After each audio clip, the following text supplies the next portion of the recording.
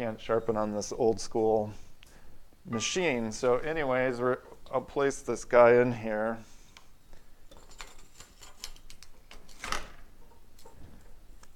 And set things up. We got it plugged in.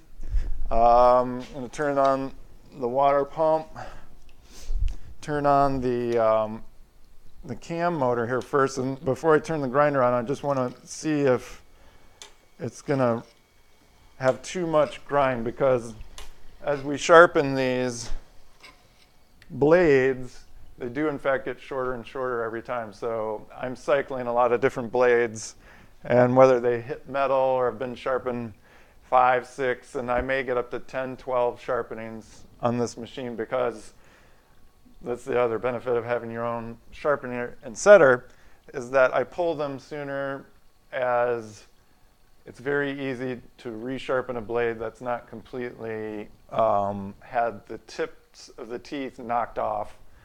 The higher horsepower mills will pull a dull band through a log for quite a lot longer than your typical 25 horsepower gasoline LT40 would put up with. So it's easier to run these bands past when you should. And if you got to pay up to $10 with shipping both ways on having your blades resharpened, you tend to want to maximize that. And in the end, you might fatigue it more.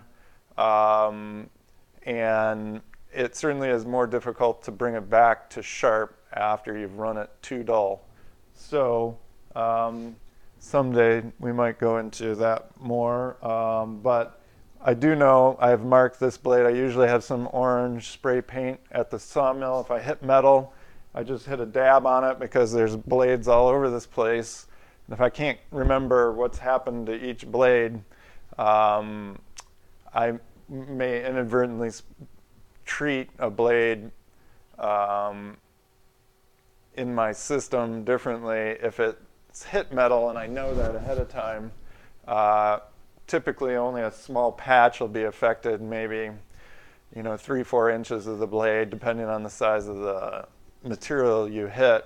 If it gets too bad and too many teeth are damaged, I toss the blade, because my time is valuable. You can bring anything back, but at a certain point it's not helpful anymore. So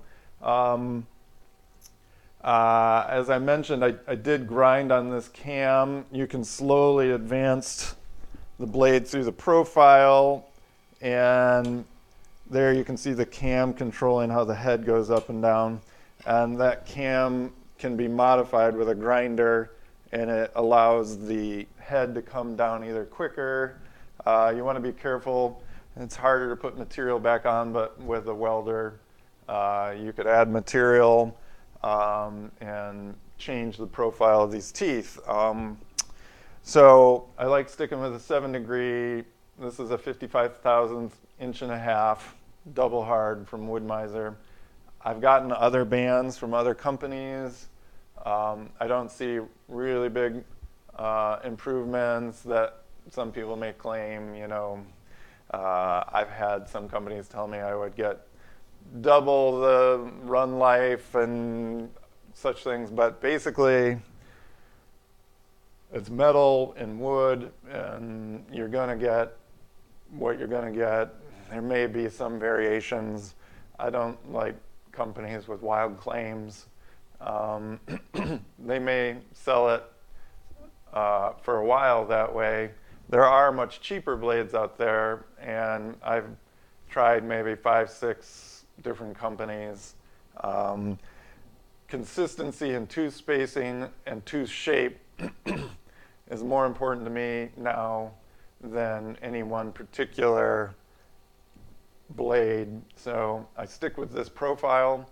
It goes through the setter, the sharpener very easily. I change the thickness. I am going to try to get my hands on a 7 turbo and see if I can maybe make this drag setter replicate that. And if I do, I'll let you guys know about that. But anyways, so I just listened to this sound to tell if it's grinding too hard. This controls the depth of the grind. So it sounds pretty good to me. I'm going to turn this on. And now it's a lot about listening.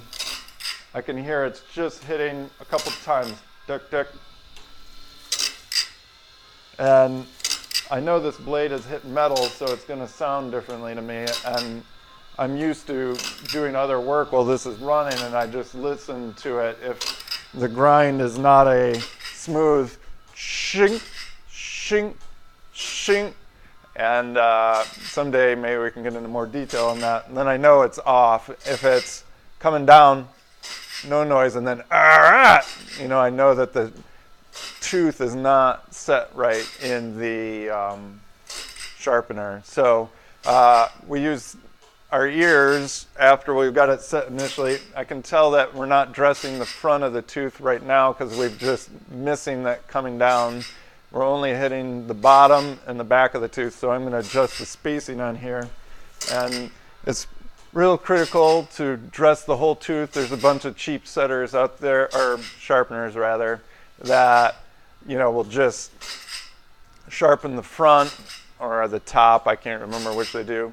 But you'll get some life out of your blades with those, but not the maximum. And grinding the gullets is critical to removing those minute fractures that start when the blade is fatiguing. And if we grind those out each and every time, following the right profile, we will get the most life out of our band.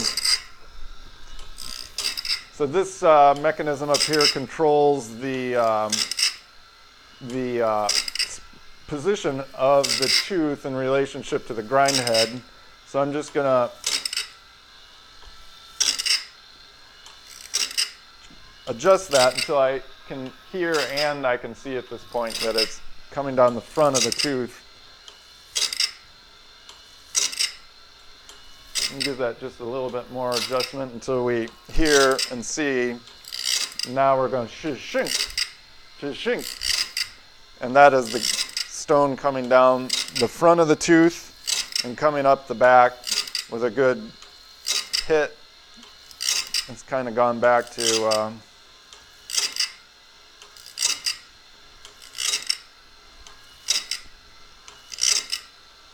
there's a little bit more of a twist there. And because this bandsaw blade has hit metal, I'll probably do a harder grind than normal. And this video is probably just an overview. Maybe some time I'll go into this sharpener in more detail. Once I have the setting right, and I don't know if this microphone is picking up the grinder more than me, but hopefully it's getting me. So I can see, and we're coming into where the teeth are missing due to the metal strike, and it will sound different as we go through those. We might just hear kick, kick, because it's not, those tips are actually missing, so it will behave differently in there. Right now, tick, tick. We lost the full grind because the tooth is not there. So I keep my eyes on these tips to see, I see a little flat on the top of them as it goes around. Once I get maybe 95% of them to a nice, clean, sharp tooth profile again, and I can feel a nice burr on the top of them coming off the back side. It catches your finger and tells us that this is sharp. We'll have to show you some videos on how to make sure you're getting the most out of your sharpening. Dressing the stone is important. I've got these little diamond stone dressing tools. Just like on a bench grinder, you want to clean the metal out of the stone so it cuts the best. And as time goes on, the stone is, here's a used one, here's a new one. We can kind of see that they get smaller and smaller, and we want to make sure that we change these out. We manually make a profile on this stone that matches the tooth. And it's fairly easy to do because you kind of just match the profile you took off of there. And the other thing that I came across on this machine was that I noticed the outside tip was not as sharp as the inside tip. And what had happened was that the stone was not coming down in line with the tooth. The stone was coming down maybe a little bit inboard of the tooth, so the radius, the axle of the grinder was off. So what I did was shim the grind motor out ahead so that it's coming down in line with it, and now both teeth tips are sharpened the same, and everybody's a lot happier with that occurring that way. So I'm not sure, probably is good to wrap up on just this generic sharpener video. I just wanted to say that these are still useful, and I would recommend that people sharpen and set their own blades. It's a skill, trial and error. I've been doing this for 20 years, so wanted to share some of my generic thoughts on this, the setter, and the blades. But if you find this useful, let me know, and we will continue to show you some details of my operation.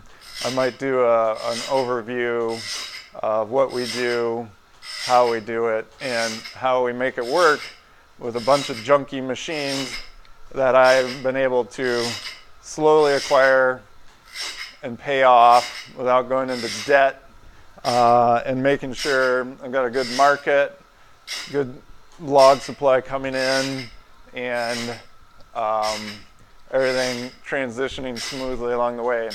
It's tricky, but if you're careful and maybe get some good advice, you could save yourself a lot of headaches. So anyways, stay tuned, and we'll talk to you later. Thanks for watching.